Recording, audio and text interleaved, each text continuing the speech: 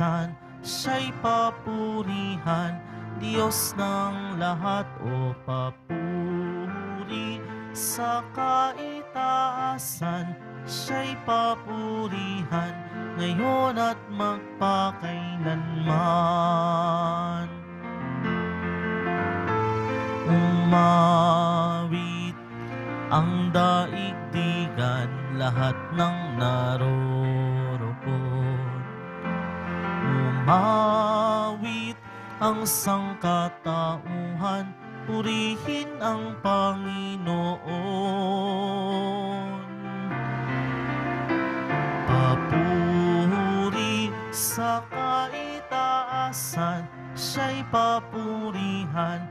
Diyos ng lahat, o papuri sa kaitaasan, siya'y papurihan, ngayon at magpakailanman. Simulan natin ang ating pagdiriwang sa ngalan ng Ama at ng Anak at ng Espiritu Santo. Amen. Ang pagpapala ng ating Panginoong Hesukristo, ang pag-ibig ng Diyos Ama, at ang pakikipagkaisa ng Espiritu Santo, naway sumainyong lahat. At sumaiyo rin. Mga kapatid, ngayong araw na ito, atin pong ginugunita si San Antonio, isang abad.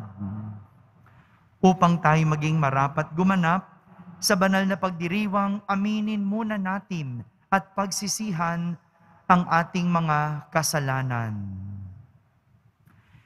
Inaamin ko sa makapangyarihang Diyos At sa inyo mga kapatid, na lubha akong nagkasala sa isip, sa salita at sa gawa at sa aking pagkukulang, kaya isinasamo ko sa mahal na Birheng Maria, sa lahat ng mga anghel at mga banal, at sa inyo mga kapatid, na ako'y ipanalangin sa Panginoong ating Diyos. Kaawan tayo ng makapangyarihang Diyos, patawarin tayo sa ating mga kasalanan at patnubayan tayo sa buhay na walang hanggan. Amen. Panginoon, kaawaan mo kami. Panginoon, kaawaan mo kami. Kristo, kaawaan mo kami. Kristo, kaawaan mo kami. Panginoon, kaawaan mo kami. Panginoon, kaawaan mo kami. Manalangin tayo. Ama naming makapangyarihan, pinagbigyan mong ikaw ay mapaglingkuran ni San Antonio Abad na sa disyerto namuhay. Pakundangan sa kanyang pagdalangin, ikaw naway lubusang mahalin sa pagtalikod sa pansariling kaluwagan namin. Sa pamamagitan ni Jesucristo, kasama ng Espiritu Santo, magpa sa walang hanggan. Amen. Pagbasa mula sa unang aklat ni Samuel. Noong mga araw na iyon, sinabi ni Samuel kay Saul, "Pakinggan mo ang sinabi sa akin ng Panginoon kagabi." "Ano iyon?" tanong ni Saul. Sinabi ni Samuel, "Noong una, ikaw mismo ang nagpakilalang ikaw ay hamak.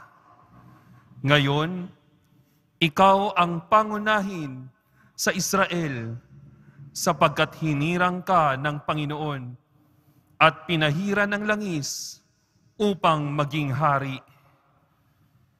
Inutusan kaniyang lusubin ang masamang bayan ng Amalek at mahigpit na pinagbiling puksain ang mga ito. Bakit mo sinuway ang utos ng Panginoon? Bakit mo pinag-imbutan ang mga ito? Hindi mo ba alam na ang ginawa mo'y malaking kasalanan sa Panginoon?" Sumagot si Saul, "Sinunod ko ang Panginoon. Pumunta ako sa pinapuntahan niya sa akin. Binihag ko si Agag na hari ng Amalek at nilipol ang mga Amalesita. Pinili ang mga tao ang pinakamainam sa mga tupa at baka at hindi namin pinatay na kasama ng iba. Bagkus ay iniuwi namin sa Gilgal upang ihandog sa Panginoon. Sinabi ni Samuel, akala mo ba'y higit na magugustuhan ng Panginoon ang handog at hain kaysa pagsunod sa Kanya? Ang pagsunod sa Kanya ay higit na handog at ang pakikinig ay higit sa haing taba ng tupa. Ang pagsuway sa Kanya ay kasinsama ng pangkukulam at ang katigasan ng uloy tulad ng pagsamba sa Diyos-Diyosan.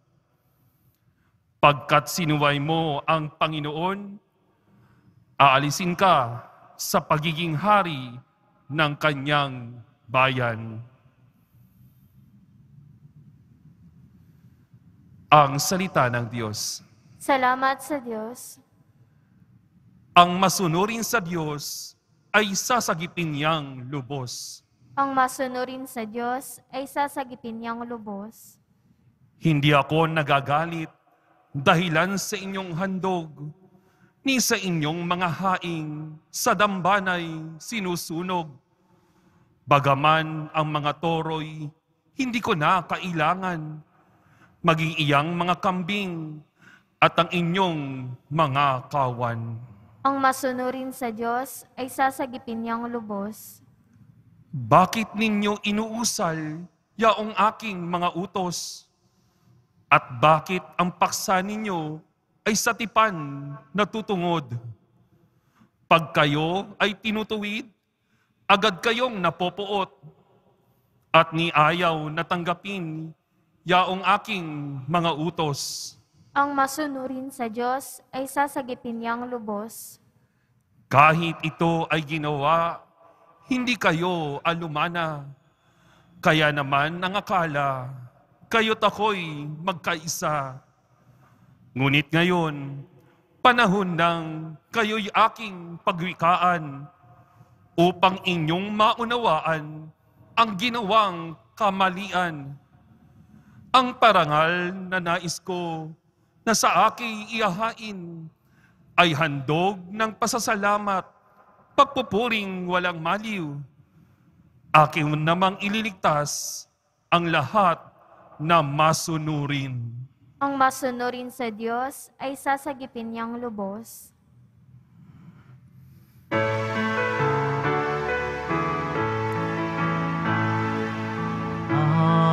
Alleluia,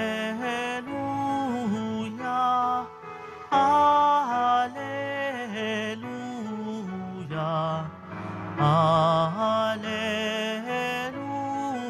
Alleluia, Alleluia. Buhay ang salita ng Diyos, ganap nitong natatalos tanang ating niloloob. Alleluia,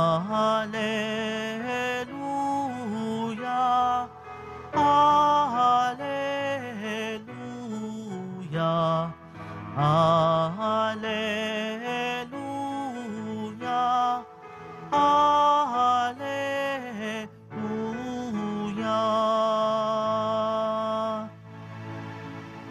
Sumainyo ang Panginoon. At sumaiyo rin. Ang mabuting balita ng Panginoon ayon kay San Marcos. Papuri sa iyo, Panginoon.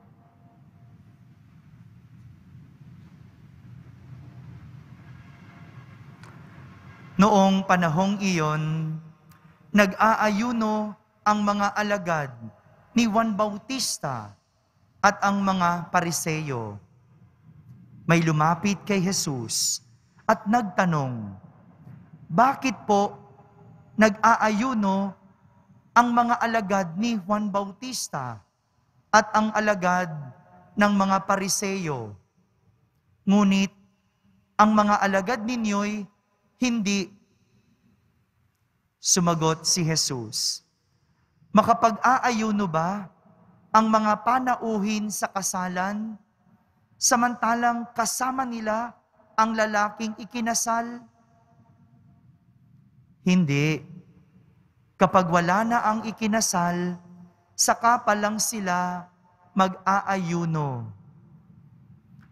Walang nagtatagpi ng bagong kayo sa lumang kasuotan. Pag-urong ng bagong kayo, mababatak ang luma at lalong lalaki ang punit. Wala rin namang nagsisilid ng bagong alak sa lumang sisidlang balat, sapagkat papuputukin ng alak ang balat. Kapwa masasayang ang alak at ang sisidlan. Bagong alak, bagong sisidlang balat. Mga kapatid, ang mabuting balita ng Panginoon. Pinupuri ka namin, Panginoong Jesucristo. Isang magandang araw po sa inyong lahat. Paksa tungkol sa pagsunod sa Diyos ang nais ipangaral sa atin ng ating mga pagbasa para sa araw na ito. Paksa tungkol sa pagsunod sa Diyos.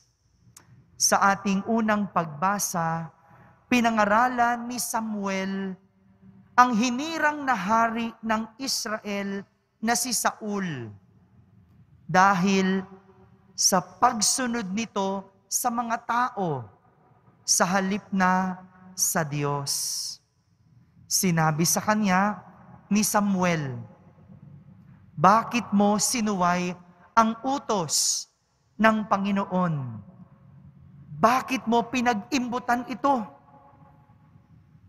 Hindi mo ba alam ang ginawa mo'y malaking kasalanan sa Panginoon? Ito yung pangaral. Ito yung mga tanong ni Samuel kay Saul. Akala kasi ni Saul, mahalaga sa Diyos ang paghahandog. Kung kaya't ito, yung kanyang pinili. Kaya naman itinama ito ni Samuel sa pagsasabing, akala mo ba'y higit na magugustuhan ng Panginoon ang handog at hain kaysa pagsunod sa Kanya? Ang pagsunod sa Kanya ay higit sa handog at ang pakikinig ay higit sa haing taba ng tupa. Ang pagsuway sa Kanya ay kasing sama ng pagkukulam at ang katigasan ng ulo ay tulad ng pagsamba sa Diyos-Diyosan. Mga kapatid, ganito kabigat ang pagsuway sa Diyos. Dahil ang pagsuway sa Kanya ay nagdudulot ng kasalanan at kapahamakan. Ang pagsuway sa Diyos nagdudulot sa kasalanan at kapahamakan. Kaya naman sa ating ebanghelyo, kinuwestiyon ng mga tao ang alagad ni Jesus sapagkat hindi sila nag-aayuno. Samantalang ang alagad ni Juan Bautista at mga Pariseyo ay nag-aayuno. Malinaw ang sagot ni Jesus na ikinumpara niya ang sarili bilang lalaking ikakasal. Ang sabi niya, makapag-aayuno ba ang panauhin sa kasalan samantalang kasama nila ang lalaking ikinasal? Hindi. Kapag wala na ang ikinasal, saka pa lang sila mag-aayuno. Ito po yung talinhaga na magpapaliwanag kung bakit hindi nag-aayuno ang mga alagad ni Jesus. Ngunit hindi nila ito naintindihan dahil hindi sila sanay makinig kay Jesus. Hindi nila naintindihan si Jesus dahil hindi sila sanay makinig kay Jesus. Ganito po ang nangyayari kapag hindi tayo sanay makinig sa Diyos. Hindi natin nauunawaan ang Kanyang sinasabi, kung kaya't hindi natin ito nasusunod. Naalala ko yung matalik kong kaibigan. Yung matalik kong kaibigan, tingin pa lang namin sa isa't isa, alam na namin ang gustong sabihin. Bakit? Dahil kilala namin ang isa't isa. Alam namin ang gusto ng bawat isa. Alam namin kung pabor o hindi ang bawat isa.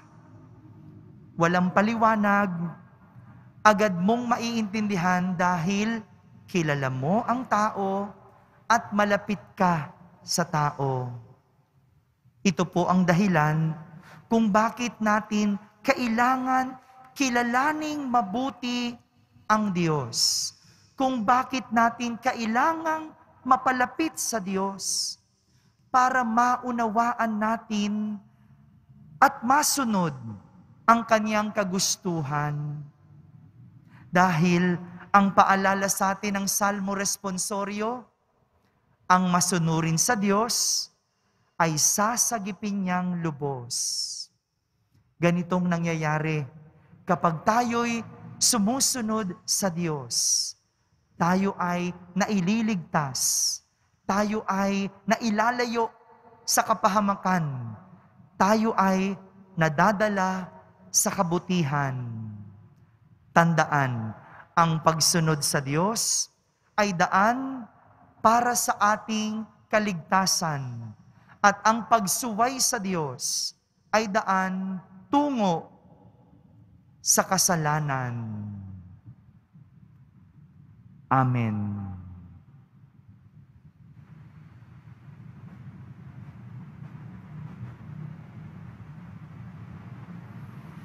Minamahal kong mga kapatid, manalangin tayo sa Diyos Ama upang mailapit niya tayo sa pinahahalagahan ng Ebanghelyo upang mapanibago ang simbahan at sandaigdigan. Ating sambitin sa bawat panalangin, Panginoon ng banal na piging, panibaguhin mo kami. Panginoon ng banal na piging, panibaguhin mo kami.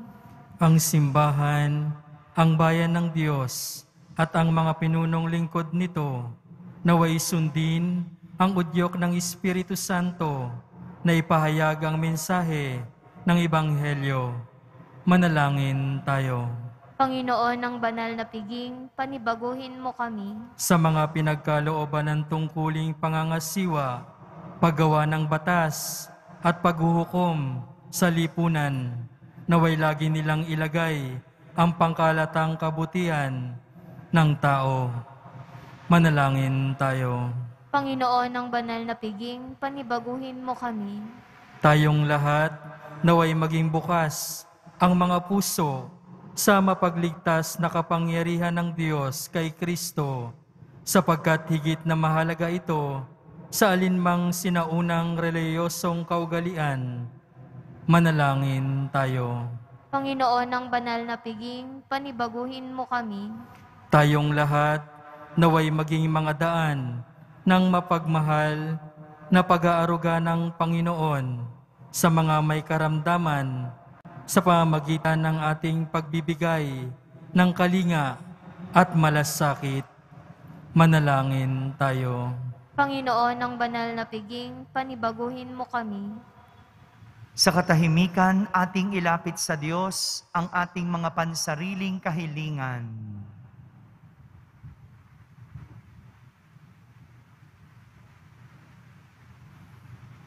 Manalangin tayo.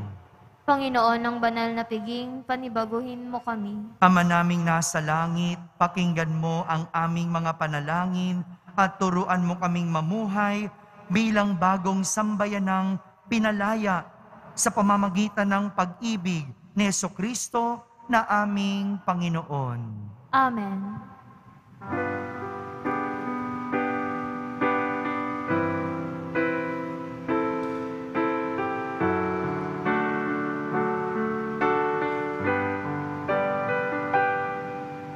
O Diyos, awang di mabilang,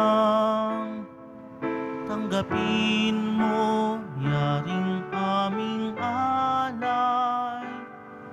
Gawin ito bilang tanda ng aming kaligtasan. Narito, O Ama, alak at tinapay, bunga ng lupa at ng aming paggawa.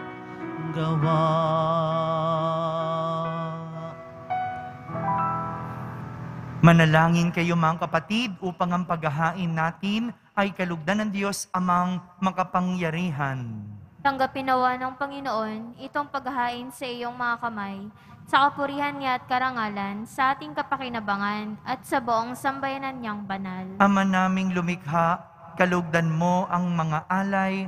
Ngayong si San Antonio'y aming ginugunita, wag nawa kaming mahadlangan ng anumang makalupa sa pagkamit namin ng kayamanang pinakadakila na tanging ikaw lamang.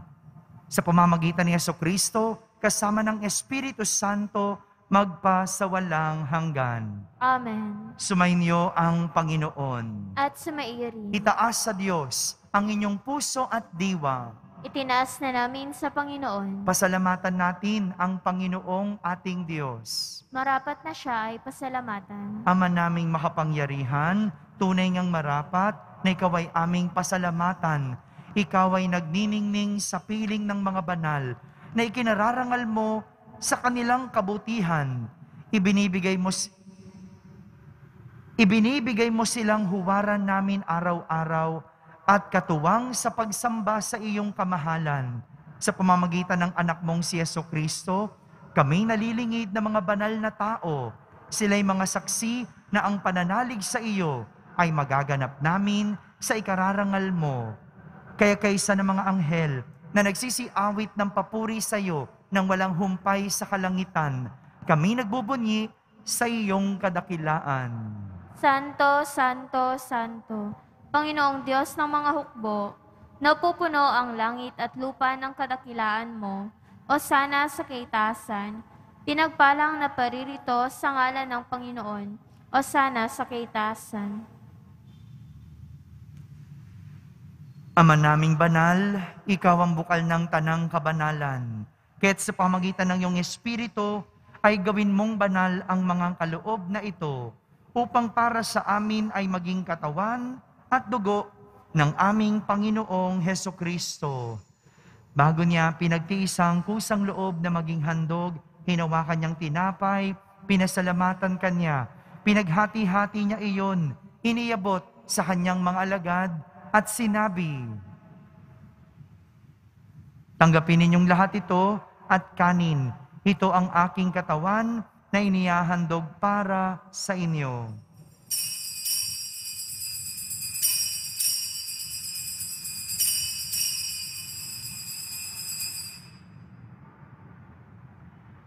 Kaya hindi naman matapos ang hapunan, hinawakan niyang kalis, muli kanyang pinasalamatan. Iniabot niyang kalis sa kanyang mga alagad at sinabi, "Tanggapin ninyong lahat ito at inumin. Ito ang kalis ng aking dugo, ng bago at walang hanggang tipan. Ang aking dugo na ibubuhos para sa inyo at para sa lahat, sa ikapagpapatawad ng mga kasalanan. Gawin ninyo ito sa pag-alaala sa akin."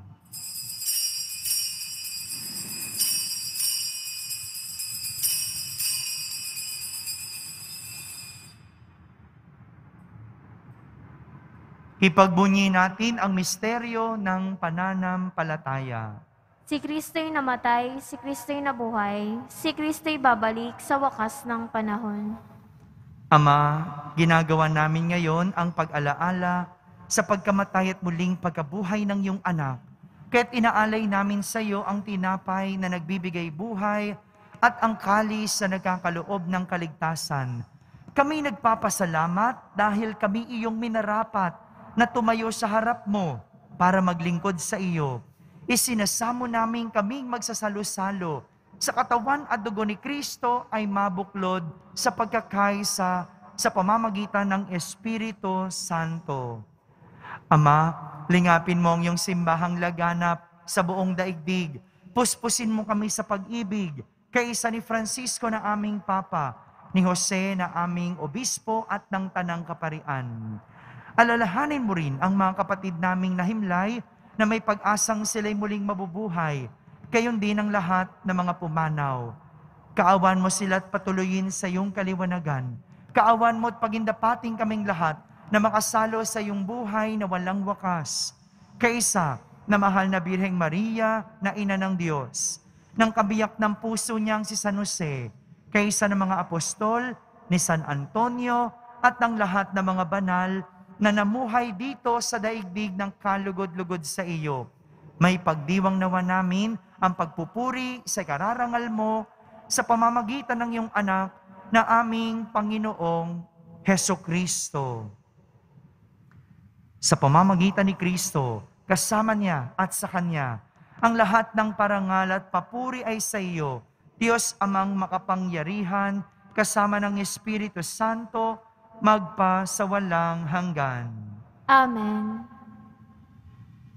Sa tagubilin ng mga nakahagaling na utos at turo ni Jesus na Panginoon natin at Diyos, ipahayag natin ng lakas loob.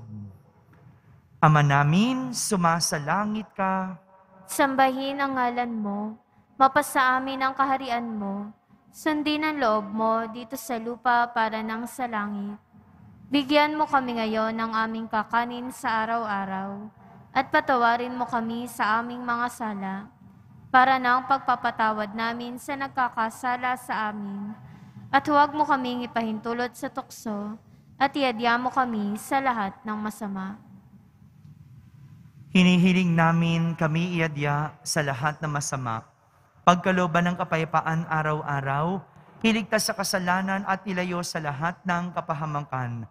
Samantalang aming pinananabikan ang dakilang araw ng pagpapahayag ng tagapagligtas naming si Hesukristo. Sapagkat iyo ang kaharian, at ang kapangyarihan, at ang kapurihan magpakailanman. Amen.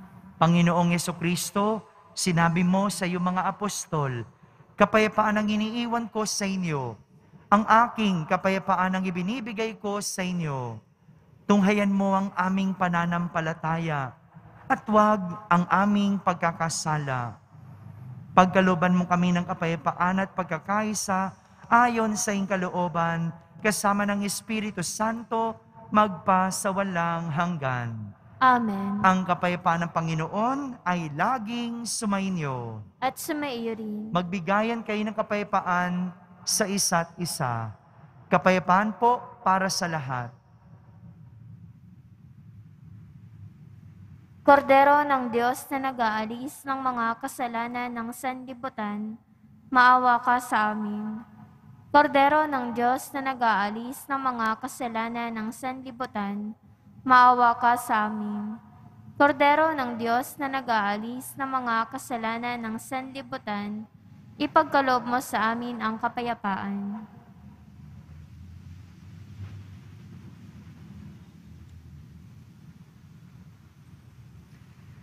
Ito ang kordero ng Diyos. Itong nag-aalis ng mga kasalanan ng sanlibutan. Mapalad ang mga inaaniyahan sa kaniyang piging. Panginoon, hindi ako karapat-dapat na magpatuloy sa iyo, ngunit sa isang salita mo lamang ay gagaling na ako. Ang katawan ni Kristo. Amen.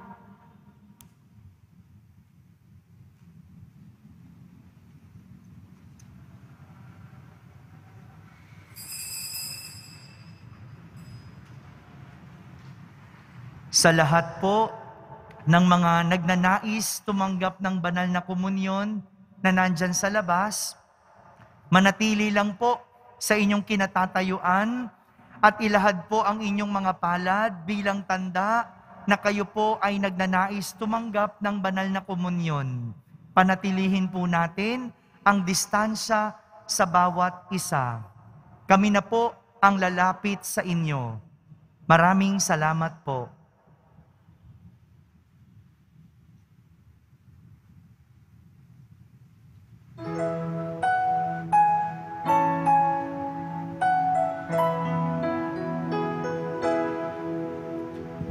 Sino ang aking babalingan? Panginoon ko, tanging ikaw, pagkat taglay mo ang salita ng buhay.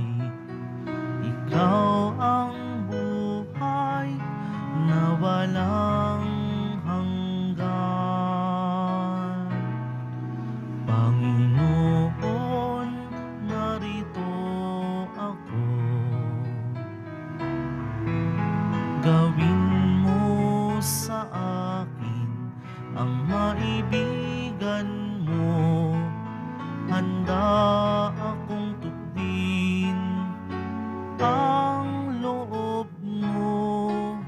Panginoon, narito ako.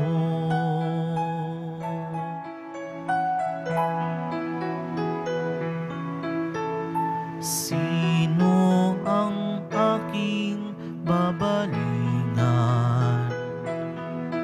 Panginoon ko, tanging ikaw, pagkat ika'y daan at katotohanan. Ikaw nga ang aking kaligtasan.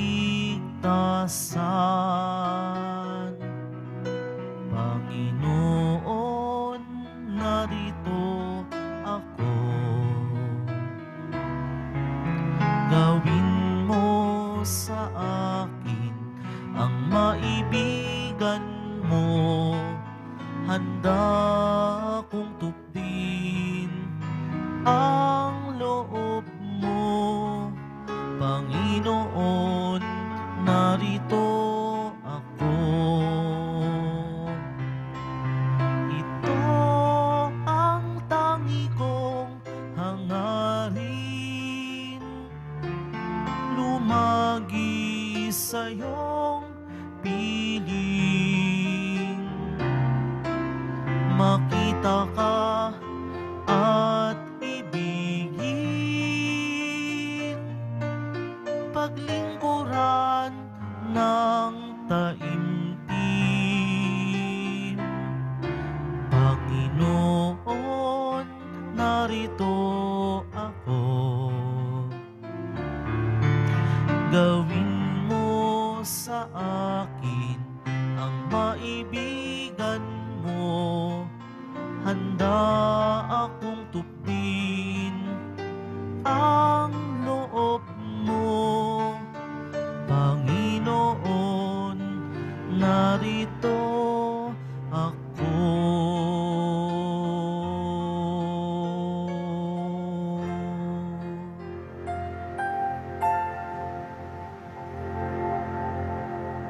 Manalangin tayo. Ama naming mapagmahal, kami pinapagsalo mo sa banal na pakikinabang ay gawin mong laging makapanaig sa mga kalaban na niloob mong madaig ni San Antonio. Noong sa lakas ng kadiliman, siya'y matagumpay na nakipagtunggalian. Sa pamamagitan ni Jesucristo, kasama ng Espiritu Santo, magpa sa walang hanggan. Amen. Panalangin kay San Roque, ating ipagdasal ang lahat ng mga may sakit at nahihirapan ngayong pandemic. Pagdasal po natin ang buong mundo, ang ating bansa, at higit sa lahat ang ating pamahalaan. O pinagpalang San Roque, pintakasi ng mga may karamdaman, lingapin mo po ang aming mga kapatid na nasa banig ng karamdaman. Ang iyong pamamagitan ay sadyang makapangyarihan na nung ikay narito pa sa daigdig, marami ang gumaling dahil sa pag-antanda mo sa kanila ng kamahal-mahalang krus. Ngayong ikay niluluwalhati na dyan sa langit, nananalig kaming ang iyong pamamagitan ay lubhang magaling. Ialay mo po sa Panginoong Diyos yaring aming mga hinaing at sa tulong po ninyo ay makamit ang kagalingan ng aming kaluluwa at katawan. Pakundangan sa mga hirap at sakit ng Panginoong Hesukristo at iyo pong mga panalangin. Amen. Senyor San Roque, panalangin mo po kami upang kami maiadya sa salot ng COVID-19 at sa mga karamdaman ng katawan at kaluluwa. Senyor San Roque, ipanalangin mo po kami upang kami maiadya sa salot ng COVID-19 at sa mga karamdaman ng katawan at kaluluwa. Senyor San Roque, ipanalangin mo po kami upang kami maiadya sa salot ng COVID-19 at sa mga karamdaman ng katawan at kaluluwa. Sumainyo ang Panginoon. At sumaiyo rin. Sa mga nasa labas, itaas po natin ang ating mga kamay at tanggapin ang pagbabasbas ng Poong Yesus Nazareno. Mahal na Poong Yesus Nazareno, inihayag mo sa pamamagitan ng krus ang walang maliw na pag-ibig ng Diyos sa sangkatauhan. Pakinggan mo ang kahilingan ng iyong angkan na nagsusumamo sa iyo. Makamtanawan nila ang inyong katugunan at tanggapin ang kasagutan na may utang na loob na tinatanaw. Basbasan din po ninyo ang lahat na may karamdaman at nahihirapan.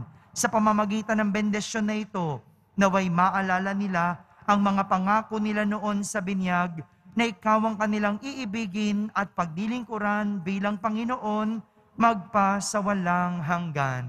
Amen. At pagpalain kayo ng makapangyarihang Diyos, Ama, Anak, at Espiritu Santo. Amen. Tapos na po ang ating pagdiriwang, humayging taglay ang pag-ibig at kapayapaan ng Poong Jesus Nazareno. Salamat sa Diyos.